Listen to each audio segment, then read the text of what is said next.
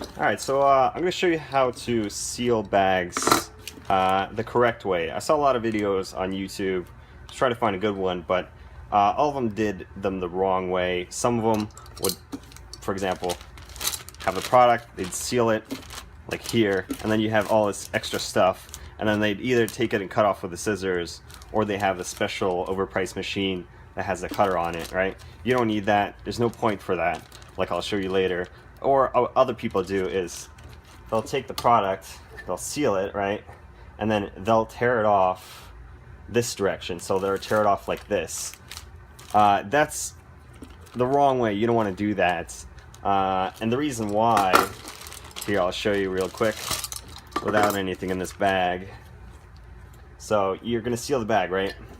The side that you pull off on is going to have the weaker seal, because essentially the part that you're tearing on is creating a weak seal on the plastic, because this other side is still stuck underneath that sealer, squeezed in between that, and what you're ripping off is a very thin edge, very, very loosely sealed. You don't want that, right? So what you want to do is you want to rip off the excess while it's still hot. It takes a little bit of practice. You want to rip off the excess on the opposite side of the product. So I'll demonstrate real quick, right? So I tore off on the other side, right? And what do we get out of that? So here is, let me focus real quick.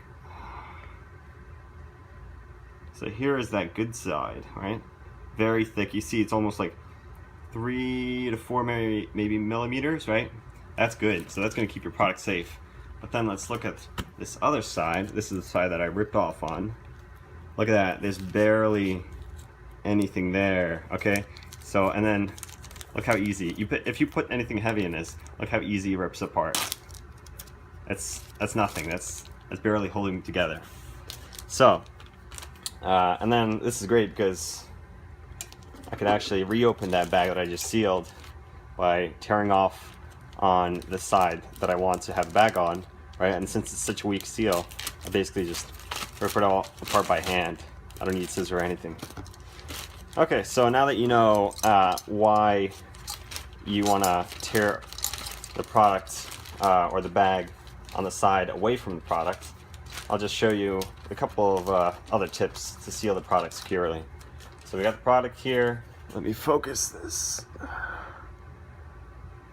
Alright, that's good. So we got the product here, right? And then you want to get as flat as possible, bag as flat as possible, because any ridges create air gaps, and that just makes a loose seal. And then while holding the product, it's good to have like a little platform here, so the product can be supported by something. I don't have one here, but so you put the product there, right? You support it, and then you kind of try to make the bag taut, and then press down. Once it clicks, it gets cool, right? So you want to move quick, so I have to do this again. It gets cool. You tear off on the opposite side of the product. You give it an extra second, and you push down a little more, because the bag is still kind of in plastic form that's kind of melted. And you push, when you push down, it creates a tighter seal, flatter one, much better. And then you lift up after giving it a second to cool on this edge, because it'll still be stuck on here. So you don't want to just kind of like yank it off as soon as you lift this part up, because the plastic still is going to be kind of molten, and you're going to just ruin that whole seal that you created. So you give it a second to cool down, then you lift it up. And then here, as we can see,